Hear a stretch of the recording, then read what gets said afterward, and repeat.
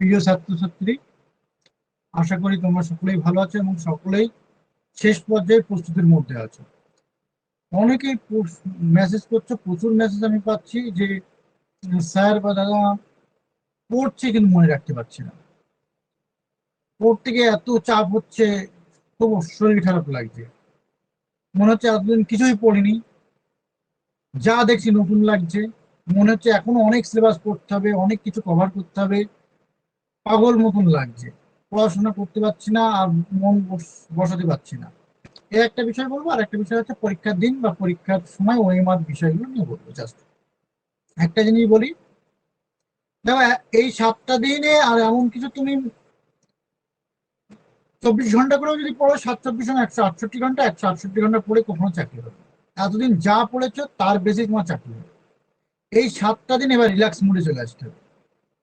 এই 7টা দিন বেশি পড়াশোনা করতে গেলেই আলাদা প্রেশার তৈরি হবে, শরীর খারাপ করবে এবং সেটা হিতে বিপরীত। এবার এতদিন যা যেটা আমরা পড়তে বলতাম 14 ঘন্টা 15 ঘন্টা, এবার জাস্ট আস্তে আস্তে কমিয়ে ফেলো। নতুন কোনো পড়ার কোনো জায়গাই নেই, নতুন কোনো বিষয় মধ্যে ঢোকার কোনো জায়গাই নেই। এতদিন যা পড়েছো সেগুলো এবার গোছাতে শুরু করো। তুমি 500 পাতার বই পড়লে, পড়ে সেখান থেকে তুমি কোশ্চেন অ্যান্সার করতে পারলে না যেগুলো আসলো, আর এদিকে তুমি 50 পাতা পড়ে সেখান থেকে যা কোশ্চেন দিলো সব পারলে, সেটা হচ্ছে বেটার। ঠিক আছে?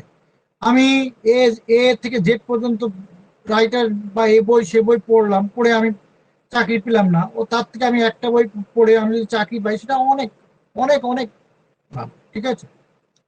তো যেটা বলবো তোমাদের ভালোর জন্য, এবার গোটাতে শুরু করো, নতুন কোনো দিকে যেও না। নতুন কোনো পড়ার কোনো প্রয়োজনই নেই, কারণ এই 7 দিনে নতুন কিছু পড়তে গেলে সেটা হিতে বিপরীত হবে, প্রস্তুতিটাই নষ্ট হয়ে যাবে। এত সুন্দর একটা প্রস্তুতি নিয়েছে, এতদিন ধরে পরিশ্রম করেছো, এবার পড়াশোনাটা এবার রিভার্স মোডে চলে যাবে। যা পড়াশোনা পড়েছো সেটাকে এবার, যেটাকে বাংলায় বলে জাবর কাটা, গরু যেমন করে জাবর কাটতে থাকো। পড়ার থেকে বেশি ভাবো, রিল্যাক্স মোডে যাও। এতদিন ধরে যেগুলো পছন্দের যে সিনেমা দেখতে পারোনি, দেখো। মনের মতন গান শোনো, কিছু কিছু সময় বিভিন্ন সাহিত্যিক উপন্যাস বই পড়ো। এবার ব্রেনটাকে এবার তোমাকে এবার ভাইব্রেট করতে হবে। তোমরা দেখবে আহ, আমরা যখন ওই আহ, গ্রামে তুষ বা কুড়ো বলে, বস্তায় যখন ভর্তি করা হয়, বস্তা মনে হয় ভর্তি হয়ে গেছে, তো অনেক সময় কি করে, বস্তাটা নিয়ে একটু মাটিতে একটু না আঘাত করলে তুষটা একটু বসে যায়, আবার তুষ ভরা যায়। এখন ব্রেনটাও তো একটা ক্যাপাসিটি আছে। তুমি এতদিন ধরে পড়ছো পড়ছো পড়ছো, তো ব্রেনটাকে এবারে রিল্যাক্স মোড করো, ভাইব্রেশন করো, যাতে তুমি যেটা পড়াশোনা করেছো সেটা যাতে মনে রাখতে সাহায্য করে। তার জন্য তোমার পড়াশোনাটা এবার, যেমন রাত আগে 2টো পর্যন্ত পড়তে, এবার আস্তে আস্তে পড়ার সময়টা কমাও। 11টা 12টার উপরে রাত জাগবে না। যেটা তুমি 15 ঘন্টা পড়তে, সেটা আসতে 14 ঘন্টা, তারপর দিন 13 ঘন্টা। রিল্যাক্স মুড করো। আর যে টাইমটা মানে বেঁচে যাচ্ছে, যেটা 15 ঘন্টা পড়তে, এখন 13 ঘন্টা পড়লে 2 ঘন্টা তুমি সময় পাচ্ছ, সেই 2 ঘন্টা তুমি এন্টারটেনমেন্টের মধ্যে ঢুকো। ঠিক আছে? একটু নিজেকে এন্টারটেনমেন্ট করো। ক্লিয়ার? 1 2, যদি আশেপাশে বন্ধু থাকে একই সাবজেক্টের, তাদের সাথে কথা বলো, ফোনে আলোচনা করো। ফোন করতে পারো, ভয় ভিডিও, এখন তো এক জায়গা থেকে আর এক জায়গায় যাওয়াও লাগে না, ভিডিও কল করো, নেট তো অ্যাভেলেবেল। করে আলোচনা করো, তুই কোনটা পড়লি, এটা পড়লি, কিছু বিতর্ক বিষয় যেগুলো কনফিউজ, ডাউট আছে, সেই বিষয়গুলো ক্লিয়ার করো। তাহলে কি হবে, পরীক্ষার সময় এই কোশ্চেনটা, ওই তো আমার বন্ধু এটা বলেছিল, এইটা আলোচনা করার সময় আমি আর ও এইটা নিয়ে তর্ক করেছিলাম, এটা কিন্তু তোমার হেল্প করবে। ঠিক আছে? তাহলে এই জায়গাটা ক্লিয়ার করো। একটু নিজেদের মধ্যে আলোচনা, বন্ধুদের মধ্যে একটু আলোচনা, মানে নিজেকে একটু এবার এলোমেলো করে দাও। আগের মতন ওই নিয়ম শৃঙ্খলার মধ্যে, একটা রুটিনের মধ্যে পড়াশোনা করেছো, সেটা করার প্রয়োজন নেই। ওকে? একটু নিজেকে যতটা তুমি কমফোর্টেবল হওয়া যায়, চাপ নেই, আমি সবই পড়েছি সবই পারবো, মনে মনে ভাবো, কি পড়েছো, এই চ্যাপ্টার কি কি ছিল।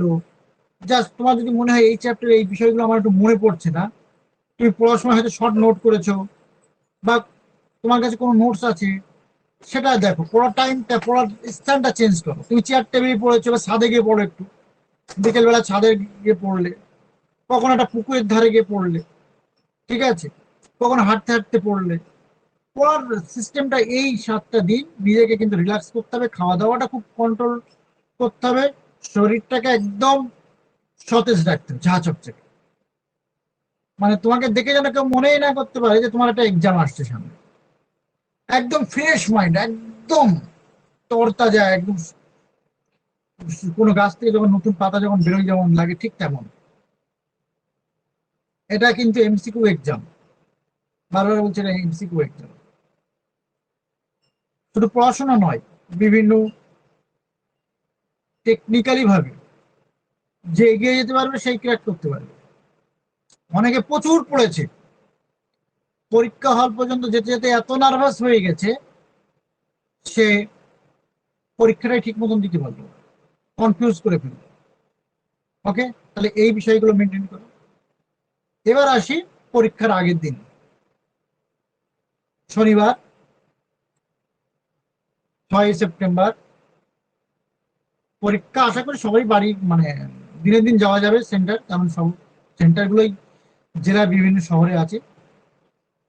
শনিবার রাতটা শুধু বই, ছবি দেখার মতন পেজ উল্টাবে, 9টার মধ্যে খাওয়া কমপ্লিট করবে। আর ভাববে না যে আমার অনেক পড়তে হবে, অনেক পড়া বাকি, আমি এগুলো পড়তে পারলাম না, এখান থেকে কোশ্চেন দিলে পারবো না, এসব কিছু ভাববে না। ভাববে যে আমি যতটুকু পড়েছি তার মধ্যে কোশ্চেন আসবে, আমি পাবো, আর চাকরি আমি পাবো। আমার চাকরি না হলে কারোর চাকরি হবে না, এটা মেন্টালি গেঁথে নাও।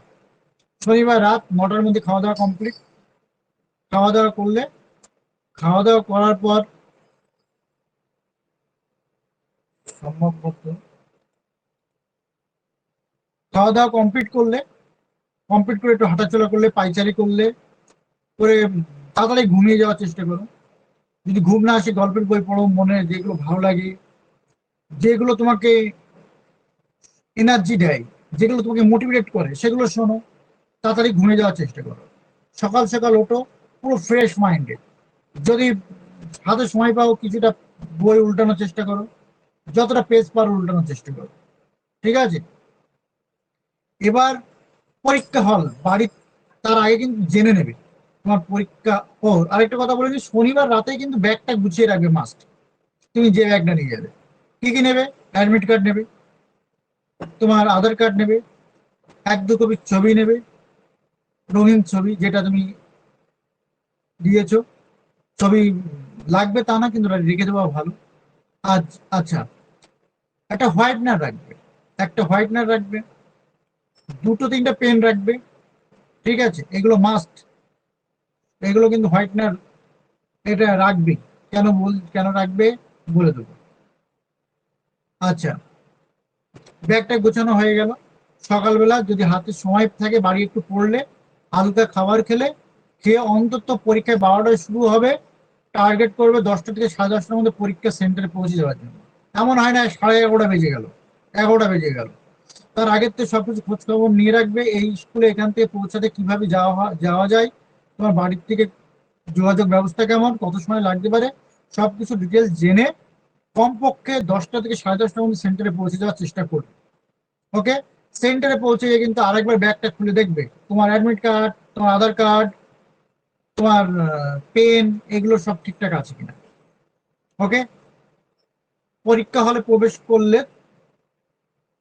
করার, আর পরীক্ষা হলে যাওয়ার আগে অনেকে অনেক বই পড়বে, অনেকে এইসব, তোমার যেটা পড়তে মন চায়, যে জিনিসটা দেখার ইচ্ছা হয় সেটা দেখবে। কে কি পড়ছে, কেউ দেখা গেল এই বিষয়টা খুব গুরুত্বপূর্ণ বলে সে পড়ছে, এত কিছু ভাবার কিছু নেই, কেউ জানে না কোন।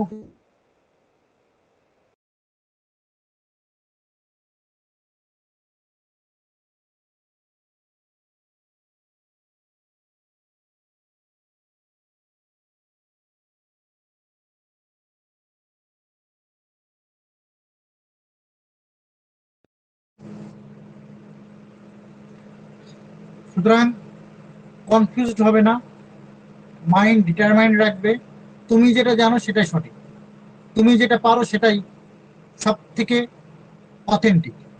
ওকে, পরীক্ষা হলে পৌঁছে যাবে, ওএমআর পাবে, কোয়েশ্চেন পাবে। একটা জিনিস সবসময় মাথায় রাখবে, 90 মিনিট, 60টা কোয়েশ্চেন, 90 মিনিট মানে এনাফ টাইম। শুধু ম্যাথ ফিজিক্যাল সায়েন্স বাদে বাকিদের জন্য এটা এনাফ টাইম। এই বেশি সময়টা আবার ভুল হওয়ার কারণ। হ্যাঁ, যাই হোক, এটাকে তোমাকে পজিটিভলি কাজে লাগাতে হবে। তুমি পাক্কা 10 মিনিট নেবে হচ্ছে ওএমআরটা ফর্ম ফিল আপ করার জন্য, কোনো তাড়াহুড়ো নেই, যথেষ্ট টাইম পাবে। ওএমআরটা খুব সুন্দরভাবে, তার আগে আমরা ডেমো ওএমআর দিয়েছি, সেটা ফর্ম ফিল আপ করার জন্য প্র্যাকটিস করবে বাড়িতে। বারবার বলছি, ওএমআরটা কিন্তু খুব খুব ভাইটাল পয়েন্ট। তোমরা দেখবে ফর্ম ফিল আপ ঠিকঠাক করা না করার কারণেই কিন্তু অনেক ক্যান্ডিডেট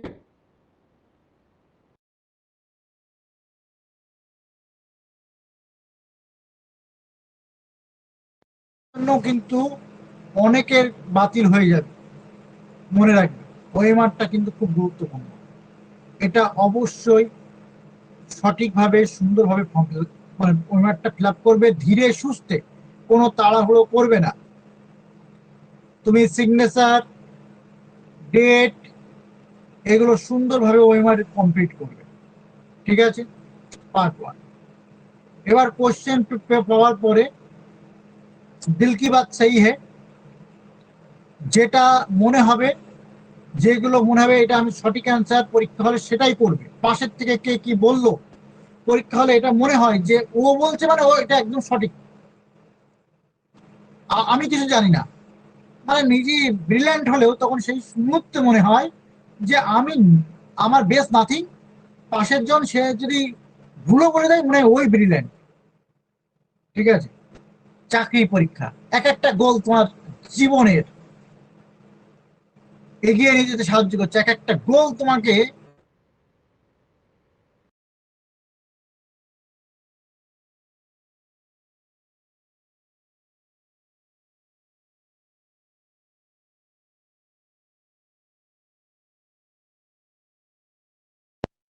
কোন একটা গোল যেন মিস না হয়। প্রথমে ওয়েমারটা যখন ফিল আপ করবে, যখন নাম লিখলে, রোল নাম্বার ধরো উপরে লিখেছো 257, তাহলে আগে 2 সোজাসুজি একটা ফুটা দিবে, জাস্ট একটা ফোঁটা। 5 সোজাসুজি একটা জাস্ট ফোঁটা দেবে।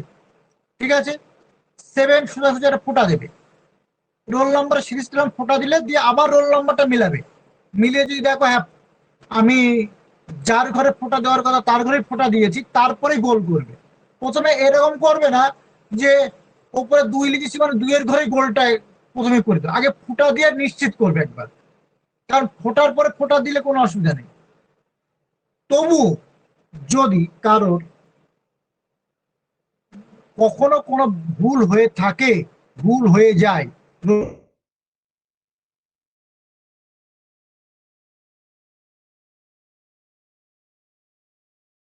ঠিক আছে, হোয়াইটনার ইউজ করতে পারবি, কারণ এই চাকরিটা এত বছর পরে হচ্ছে, সেখানে কোনো একটা এরকম মিস্টেকের জন্য কাউকে ক্যান্সেল করবে না। হোয়াইটনার মানে এটা কিন্তু একদম শেষ পর্যায়ে।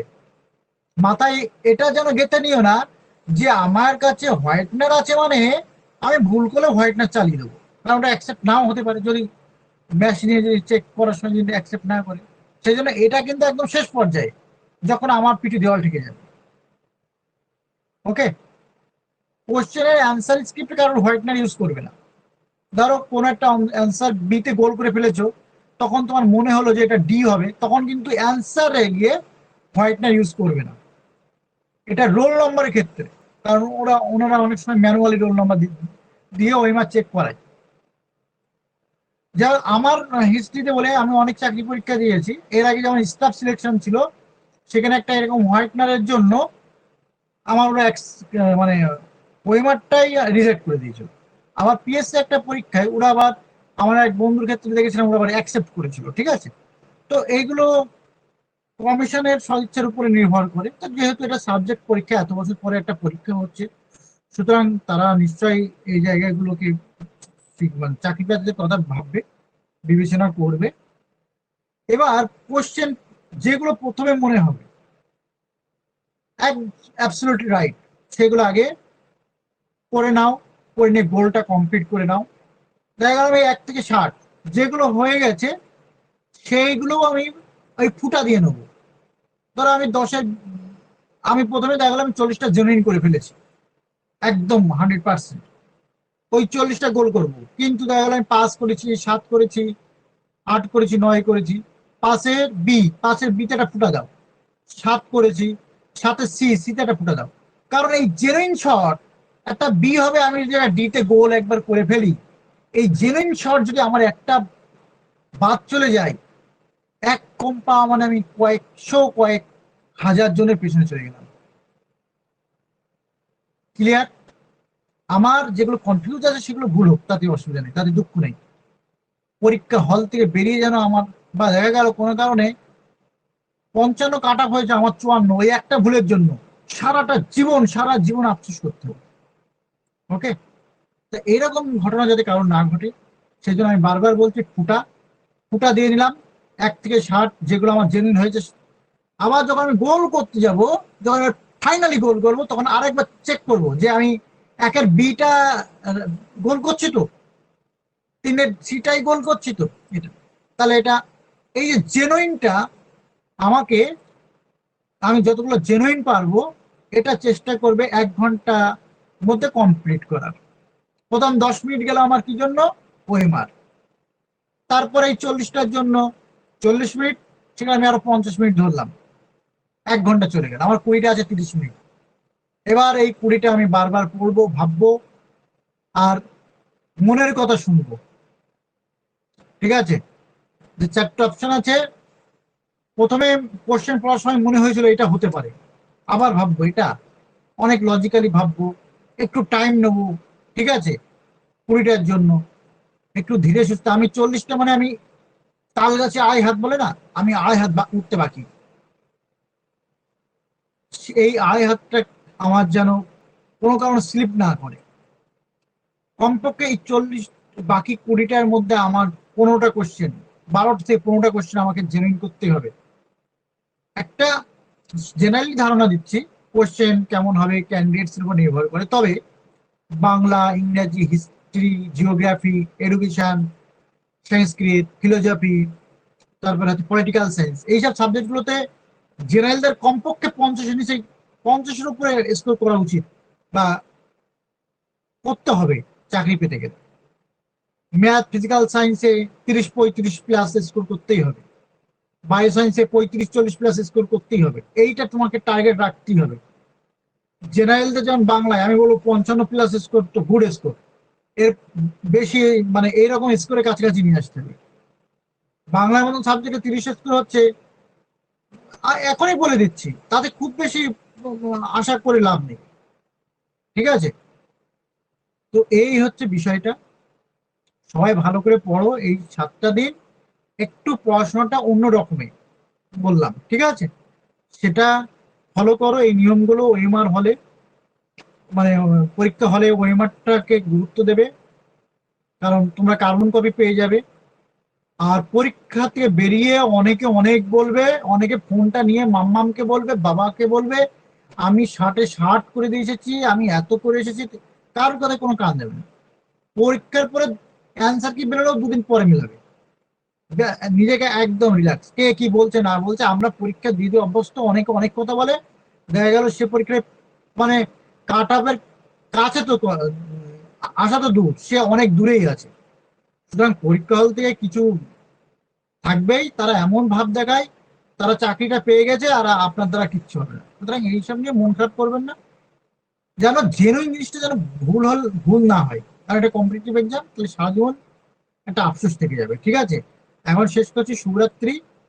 সবার জন্য শুভকামনা রইল, সবাই মানে তোমরা সফল হও, আগামী দিনে শিক্ষক হিসাবে সমাজে তোমরা প্রতিষ্ঠিত লাভ করো, আগামী দিনগুলো তোমাদের ভালো কাটুক। যে কোনো প্রয়োজনে, যে কোনো সমস্যায় পড়লে আমার কথা যদি মনে হয় অবশ্যই যোগাযোগ করবে, ফোন করবে, হোয়াটসঅ্যাপ করবে। সব সময় আমি চেষ্টা করি যতটা তোমাদের পাশে থাকা যায়। ওকে, শেষ করছি, শুভরাত্রি।